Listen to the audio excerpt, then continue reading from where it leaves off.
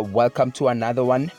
So today, yes, it is Daybreak Legends, and I thought I should try out one of the gaming modes.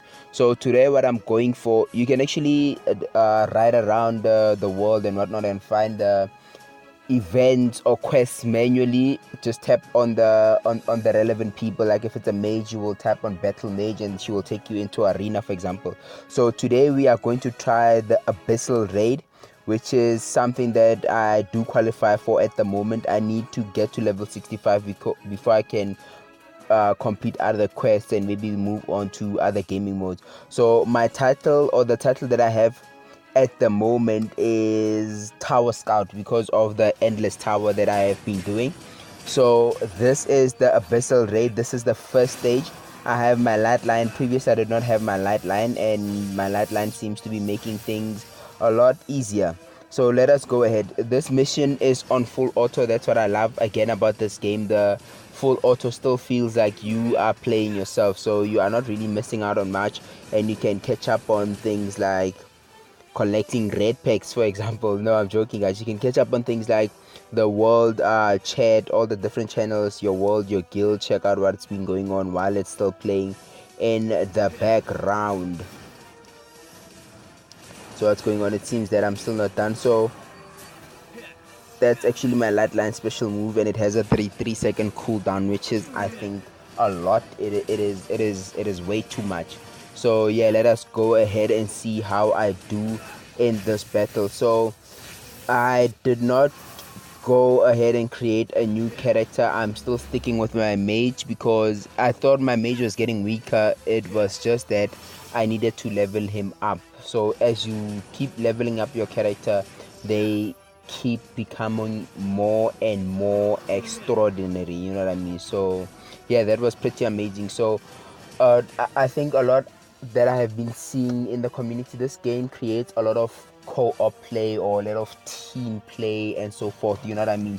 So it kind of lets you experience a whole lot of things with your team. So it creates that true sense of being a community, because you need the help of others a lot in order to do some of these difficult missions. I know the legendary raid, that's why I'm not doing the legendary raid as yet, because you actually needed a team that will have a healer and so forth. So a healer is just someone that has basically just switched over their skills to battle assist, you know what I mean? Instead of fighting or instead of doing damage, they will actually be healing allies as you go along and fight powerful enemies. So you need things like a healer for the legendary battle, because the enemies, they are insane and they have insane power. So that's the flame bear. He tends to become kind of a pain, but with my light lion, I think I should be able to do this fairly easy. So his ultimate skill is what I love. This is it right here. He just obliterates everyone around him, you know what I mean? Everyone, not necessarily everyone on the screen, but everyone around him. So I particularly love that skill of his, you know what I mean? And I think this one with the lightning as well, that's pretty powerful. So the mage, basically, I saw the elements with regards to him: lightning and ice. Those are like his major elements. I think the last skill here, this is definitely fire.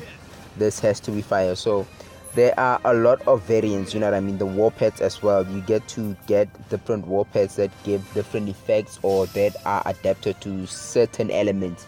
So yeah, there you go. That was the first stage, Ice Bear. I think next I will be getting Ice Bear. So we haven't asked it to rematch.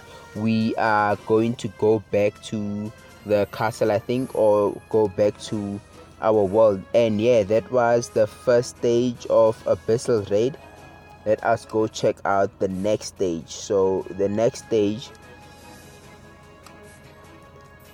will obviously be fighting him. I got to fight him. No, I got to use him, sorry. I'm talking about the boss that I'm going to face now as a war pet of mine. He did a lot of ice damage, a lot of ice moves, and they were pretty cool. So yeah, he was amazing. He was amazing. So let us see what happens when we fight him over here.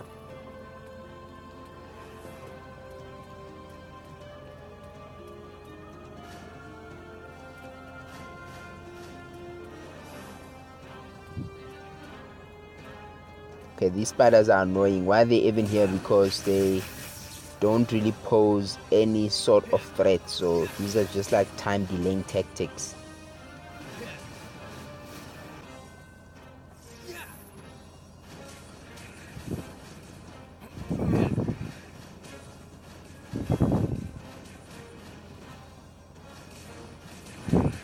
And for some reason the mage does not, because I would have thought the mage would have had the most ranged projectiles, but the ranges projectiles are actually a lot better than this. So I think going forward, yes, I do enjoy this game. I do enjoy Daybreak, but I am just I don't know. I think I'll just find more games just to explore, you know what I mean. You never know. I think there is always something better out there, guys. No matter what you're playing, no matter how you're playing it, there should be something better than that always, you know what I mean. Otherwise our game developers are not doing their job. That was from Future Fight. So yeah, let's go ahead and see how I fare against this. The bosses are not only tough, but then with regards to their health bars as well, they do tremendously tremendous regenerations and kind of like resurrections, because you have to kill them over essentially 7 times, you know what I mean, before they properly die. So that's why they do take this long. And never mind that the boss is accompanied by a doppelganger elite, so that is not helping at all.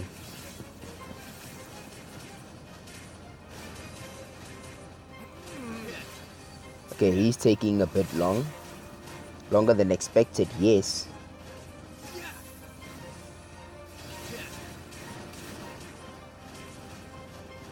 Okay, I think his elite is gone. Why is the elite not disappearing? I thought I killed him. Yes, the elite is gone now. It is just me and the soul-eating Baron.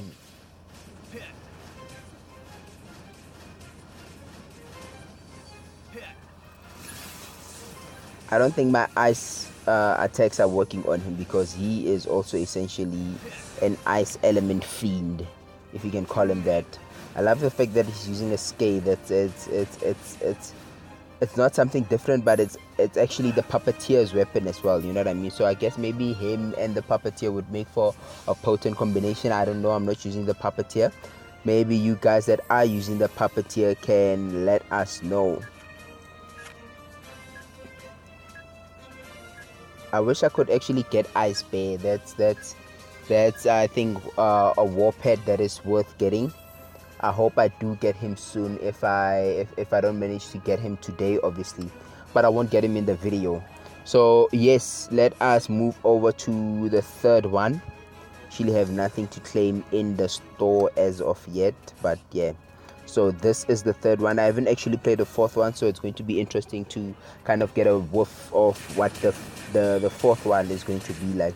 Is this a dragon?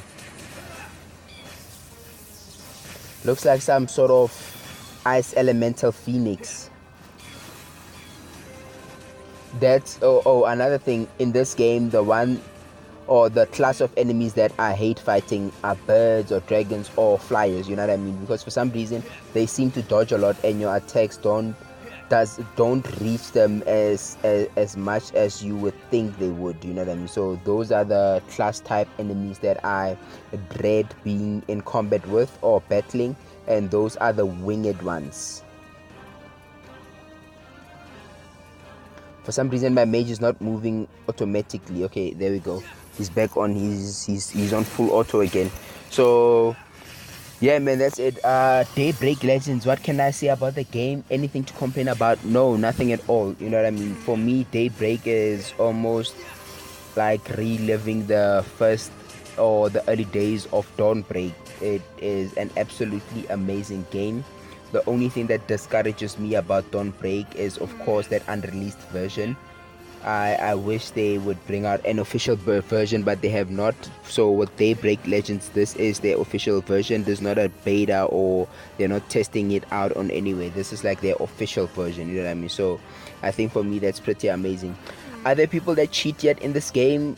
I think there will always be people that do cheat, you know what I mean? Because remember, with regards to applications, it's the same as a program. You can unpack them, and right now, if you have Android Studio and if you did programming and if you know anything about things like Java and so forth, you know what I mean, you should essentially be able to edit a game and put it back together again.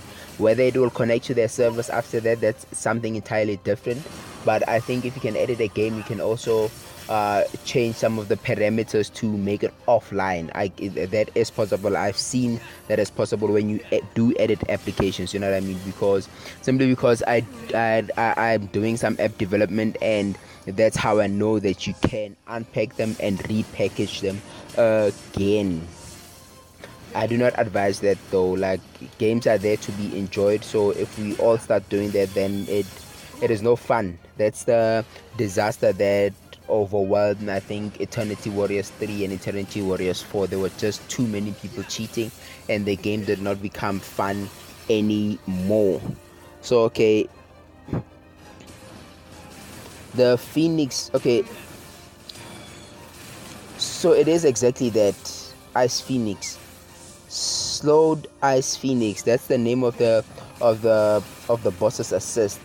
So what you will also notice about this game and how interactive it is, the Ice Wind Child, right, this dragon that I'm fighting right now, you will notice its icon in the middle of the screen. It's actually animated, you know what I mean? So it's not just a picture of the dragon, it is actually animated. And if you watch on the top left hand side of my corner as well, that my mage is actually moving around, the head is actually moving around, so it's actually animated. So I think that was something cool and something different and unique to the game, you know what I mean? Normally these icons are things that are static and they are not really animated, but with this game they chose to make them animated. It brings a lot of soul into the game, I think, my own opinion. So I am frozen, so that's why I could not move previously. I thought maybe my auto was fading. This dragon keeps freezing me, and right now I think I am dying. So like I said, this game is not all fluff. This game has a lot of substance to it. That's a major pro for me when you put up the pros and the cons against one another. For me, that is a major they got me there, you know what I mean? Like it is a challenge. That's when I was sold. Nothing comes easy in the game, or nothing comes easy with the game, you know what I mean? If you are supposed to fight, you will fight, and more often than not, the fight will be a fight. You will feel like you are in a match, not just some walkover fluff show of light and graphics. No, that's not what they do in this game. There is a lot of challenges. So my Abyssal Raid, for the first time, I think I will be facing off against the level 58 stage. Let us start and see what happens. I'm not really positive. I was shown flames in the third stage, so this is obviously going to be extra difficult. So let's see how I fare in this. Okay, I'm on auto, but I'm using my controls just to, I don't know, keep track of things, you know what I mean? Because full auto, I don't know, it might give problems. So yes, there are those agile bald vulture. I hate flyers in this game. I hate winged monsters in this game. You just cannot hit them consistently and efficiently, you know what I mean? They always seem to be escaping some, if not all, attacks. So yeah, my light lines ranged attacks are helping a lot, guys. That's what I'm noticing with regards to my warped assist. So yeah, they are helping tremendously. So yeah, let us see. I seem to be doing pretty well for the time being. I do not want to get too ahead of myself. This agile bald vulture is getting on my nerves. So yeah, man, that is the game. I don't know why they put in the option to change the hair color, but again, that's customizing your character. So I wish they would have more colors on there, like green and red and whatnot, you know what I mean? After all, this is a mystical world, so you should not be really limited to real life and realistic shades, you know what I mean? Give us an option to make the skin of the player himself purple it is a mystical world after all, so the possibilities should essentially be boundless. But then yeah, that's not really a point to complain about.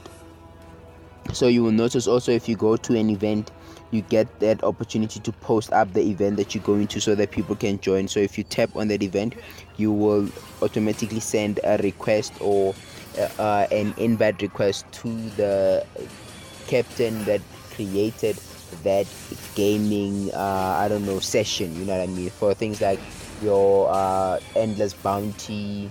You can create a one-man group, but then for things like sealed prison, there is a minimum of characters allowable, so you have to have two at least in your team, or you would have to have 3 for things like castle defense and so forth. So yeah, it really brings out that sense of community, that sense of, I don't know, social networking, social cohesion, let me say that, where you get to chat to people, and after chatting to people, obviously when you do know them, then it's easier to team up with them or to invite them to team up with you, you know what I mean. So am I doing well against him? I don't think so. Ancient Trent, I don't think I'm doing well against him, guys. I'm already at half mana and he still has like 3 to go. So I don't know. His attacks are heavy. Am I dead? No, I was just knocked out. His attacks are extremely heavy. So if you attack a boss from behind, apparently you stun him. So let's see if I can stun him. No, I'm not stunning him. So let's try this again. Yes, I did stun him. So those stars means that he's stunned. So that's another thing that I love, I think. So if you go behind them, which makes sense, because if you go behind someone, you attack them unexpectedly. So this game responds to the character positions as well, you know what I mean. So this world is a fantasy speaking, it is quite realistic, you know what I mean. Attack someone from behind, even if it's a boss, you stun them. Makes logical sense. So yeah, that was it, guys. That was actually the first time I had completed that raid. So yeah, let's see if there will be a next stage in my Abyssal Raid. I'm not sure, but I think those 4 should have been essentially the last ones. So let us check it out and see if that is indeed the case. Yeah, so those 4 were it for the Abyssal Raid. The hard raid is essentially the same kind of enemies. They are just a bit weaker, so the Abyssal, they will then be the stronger ones, and obviously that one that you are aiming for is that legendary raid. So yeah, man, that was it for the video. I think no, I'm not going to go for, so you see Firehawk is there. That was my previous warped Imperial. So Ice Bear should essentially be after, or come after, yes, Light Lions. It does indeed come after Light Lion. There's the Ice Bear. So yeah, I cannot wait for that. In fact, let us check out the Bald Bear. So there's not only Ice Bear, but there's Bald Bear as well. These bears, and there's Fire Bear. I think Fire Bear would be pretty cool. I think this is like one of the ultimate war pets that you can have. This guy looks amazing. He looks like a character on his own, you know what I mean. So yeah, guys, from me, that is it. That was Daybreak Legends, guys. Until next time.